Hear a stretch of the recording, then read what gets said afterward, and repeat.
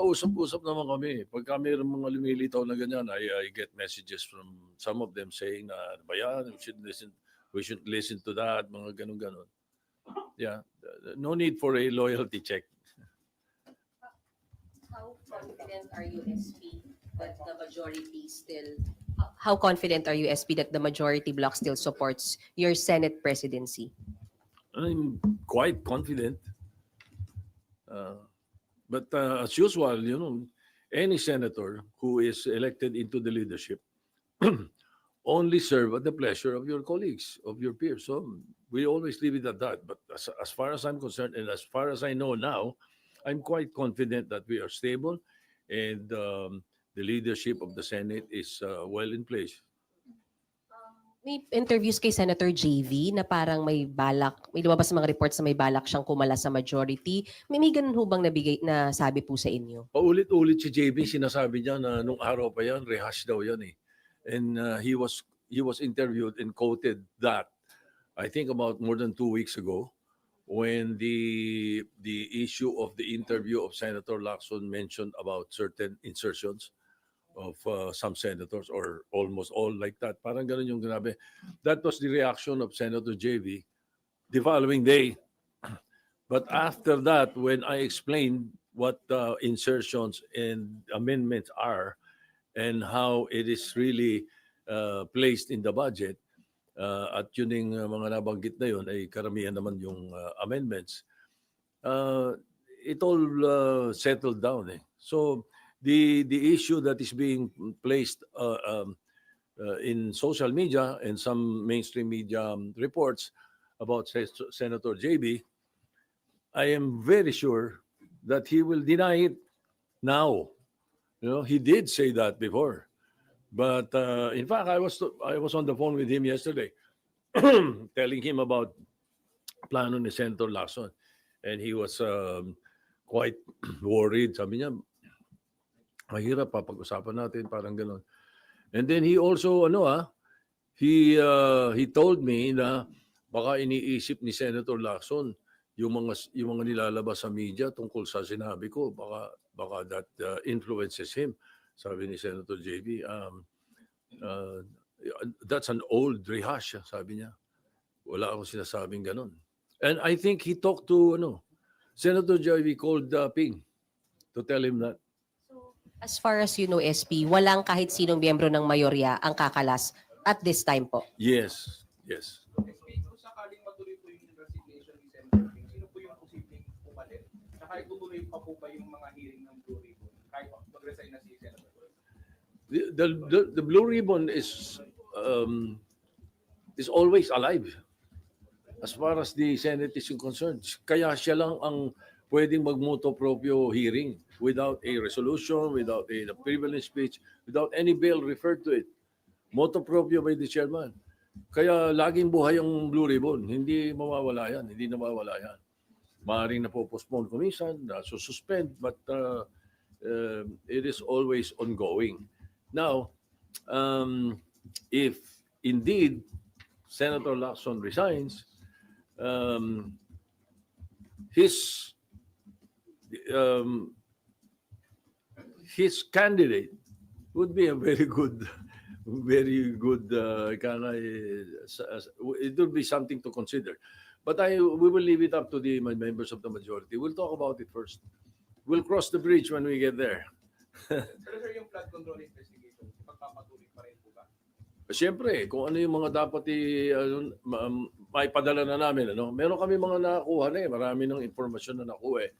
Ang importante dito, ipadala ito sa ICI and the DOJ so that they continue with it can aid them in their the performance of their mandates.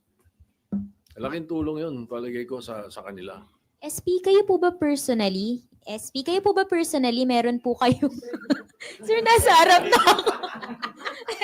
SP, kayo po personally, meron kayong pick for the Blue Ribbon Chair? For the new... Meron po kayong gustong choice ninyo for Blue Ribbon Chairman?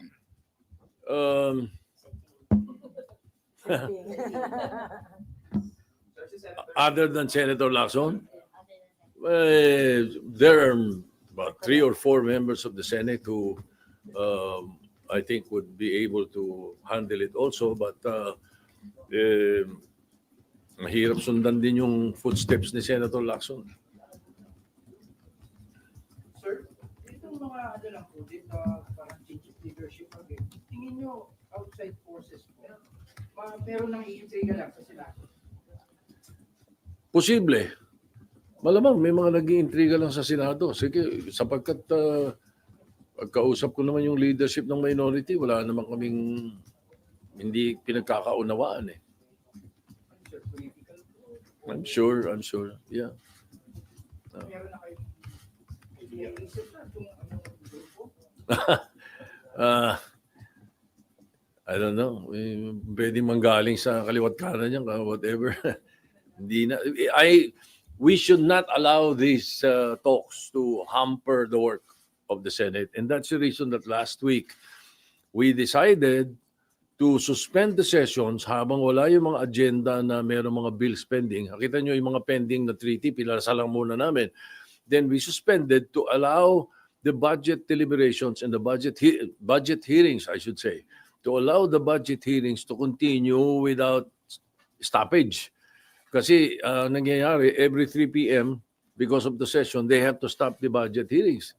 And the other hearings of the different the committees, because the only way we can get the agenda into the plenary is when the committees are done and are ready to report out the bills.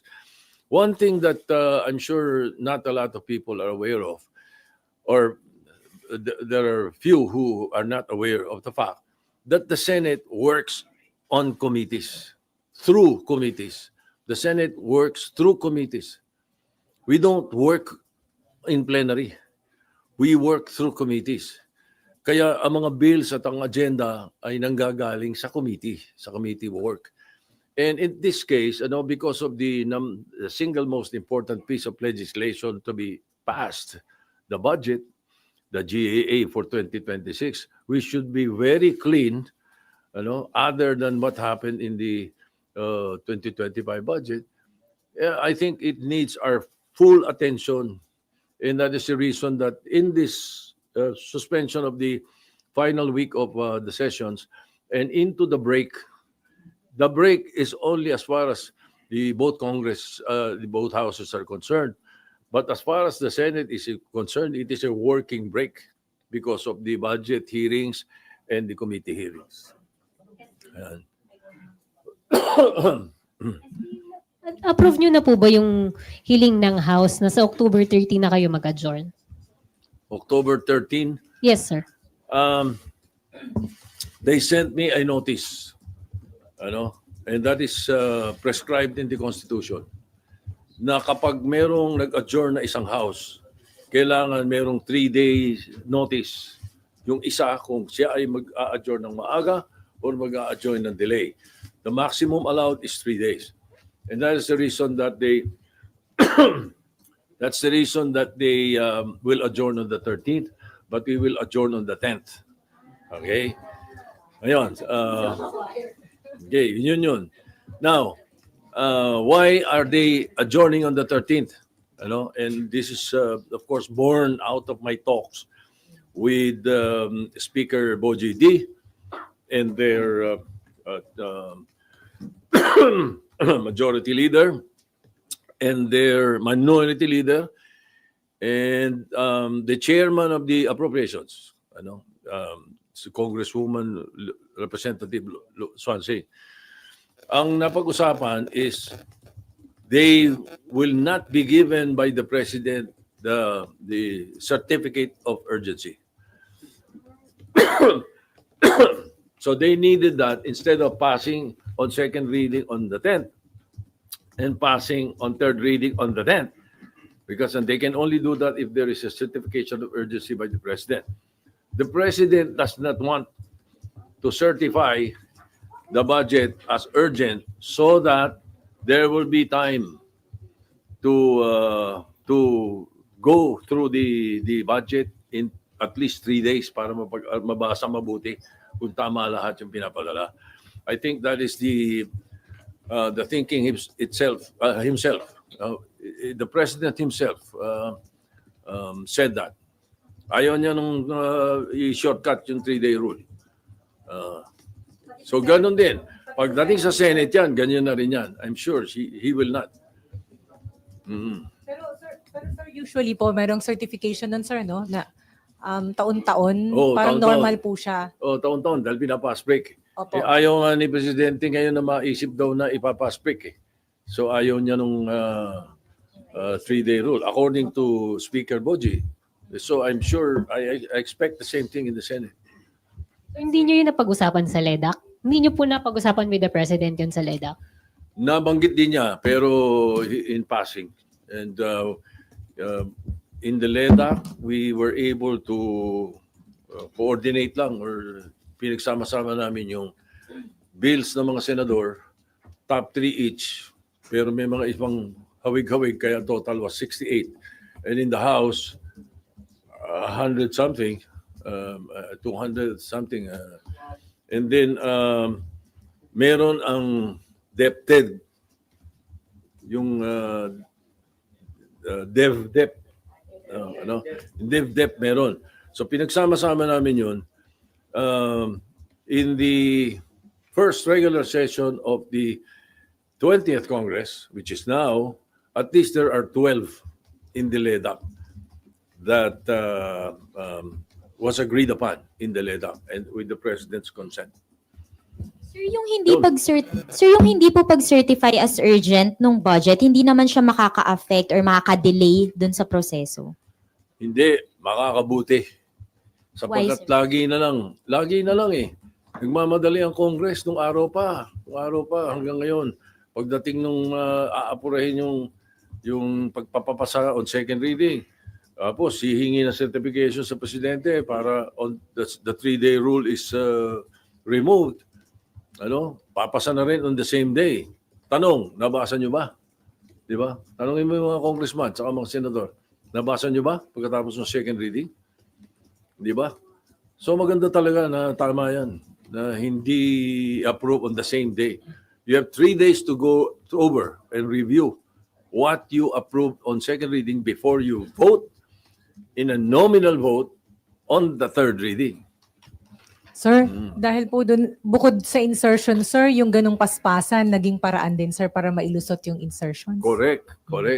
Pag hindi in-approve on second reading, at somewhere along the way pinasok ang amendment or in the BICAM, pinasok insertion 'yun. 'Yun ang insertion. 'Yun ang hindi natin dapat tinotolerate, Kahit anong ganda ng insertion. Sabi mo pagpapagawa ng ospital sa kung saan lugar. Ang importante is you do it in plenary so talagang naka-record kung sino nag-propose, ano pinropose at saan kukunin yung pambayad doon sa pinopropose niya. Maliwanag, Hindi yung nangyayari ng mga nakaraan which was highlighted by the 2025, Kaya pumutok lahat ito dahil sinabi ng Presidente bigla sa SONA na nagulat siya rin sa 2025 budget. Biglang yung unprogrammed hindi mo alam sino naglagay, saan ang galing, sinong gumamit, di ba? So, and again, I have discussed it with our chairman of the Committee on Finance. We will, as much as possible, and if possible, 100%, no unprogrammed funds. Sir, anong decision po dyan, sir? Oh yeah, kami ni This- Senator Gatchalian. So, final decision na yan, Yeah, sir? we will make sure that when we discuss the budget finally on second reading before third reading, there should be no unprogrammed funds. I-program natin kung anong kailangan ng executive, ano talaga dapat i-program natin. Paano yung mga Para foreign maliwanag, assisted? kitang-kita, hindi yung pagdating ng nakapasa na yung budget, biglang, si ganyan, pwede rito, ganito, pwedeng ilipat dito. Hindi pwede yun. Sir, paano po yung mga foreign assisted daw? Hindi natin gagalawin yun. Yung foreign assisted lang ang ia-allow natin doon sa tinatawag na ang program funds. Yung lang foreign assisted. Wala nung singit. SP, Sa ano ba? Hmm. SP sa net po ba may UA agad? And would you know kung magkano yun ngayon for 25? I have to check. I think you'd better ask Senator Gatchalian that question. Medyo ano yan. Pero I will be talking off my hat if I answer that. And I answer it wrongly. No? SP, sorry, hindi pa rin ako naka-move on kay Senping. Sir, yung tawag niya sa inyo kahapon, SP, nagpaalam na siya formally na bababa na siya ng Blue Ribbon. Can we say that?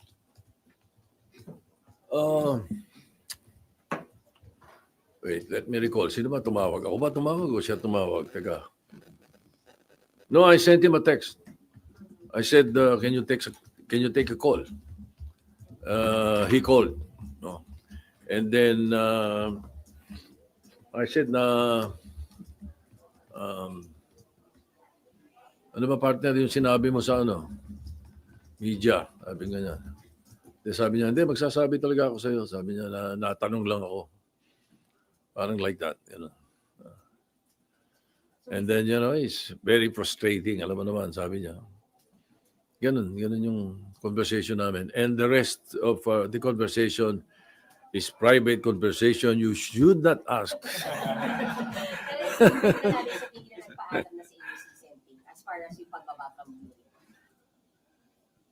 What is that again? Nagpaalam na si Senping sa inyo sa pagbaba niya sa Blue Ribbon. Sinasabi niya nagpaplano siya na mag-resign. Well, until I receive the letter or he stands up on the floor and says he's resigning, he plans to resign. That's the accurate phrase. He's planning to resign. Pero sa plenary lang po siya pwede mag-resign. Ha? Sa plenary po siya. Pwede siyang sumulat. Pwede rin sa plenary. Pero what will happen is that we will, if he does that on the floor or he sends a letter, the only time he is deemed resigned is when we elect a new chairman. Di ba? Technically. Dapat sa floor. Unless he says, no, I'm resigning now. And I'm sending the letter na. Unless he does that, then bakante bigla yung Blue Ribbon. Yung caucus po sa Wednesday, SP, doon na papag-usapan if ever itong pagbaba niya at kung sino yung papalit. Pwede Sino ba? may sabi siya may koko sa Wednesday? Sir, sinabi niyo sa group natin. Sinabi ko ba? Wednesday or Thursday? Oh, yun, merong or Thursday. No, I'm not sure. Maybe Wednesday. Tinatanong ko muna kung ano yung preferred nung aming mga kasama. You know, I lead by consensus. Alam mo naman tayo, hindi. SP, sorry, kailangan ko itanong. So sa Friday, wala po tayong ine-expect na palitan leadership sa pag-resume po at sa bago magsara yung mag-adjourn po? Wala kaming ini-expect na gano'n. Kaya po na po, sakali po na mag-resign nga po or mag-withdraw sa pwesto si Senator Ping, ano po bang mangyayari doon kila Curly Discaya, kila Bryce Hernandez na nasa under custody? Yung mga naka-contempt, they're still under contempt. Their contempt stems from the Blue Ribbon Committee, not from Senator Lacson. So they remain in contempt. At saka ano yun, mas mabuti para sa DOJ yun at saka sa ICI sapagkat pag kailangan sila, hinihiram lang sa Senate, nagpapaalam na sa akin. And I informed the Blue Ribbon na pinapadala sila ron para iniimbestigahan tapos babalik dito. Kung wala na yung contempt nila, baka mahirapan tayong hagilapin sila pag kailangan sila ng DOJ. Sir, sabi po ni Senator Lacson, dun sa supposedly hearing po, sir, maaga pa. Sir, sabi ni sabi ni Senator Lacson, sir, dun sa sana ay hearing on Wednesday, na-cancel lang po. Meron siyang tentative na listahan po ng imbitahin and kasama dun sina Congressman Zaldico and Congressman Romualdez. Sir, kung itutuloy ang investigation, are you inclined to sign the invitation po? We will leave it to the mahirap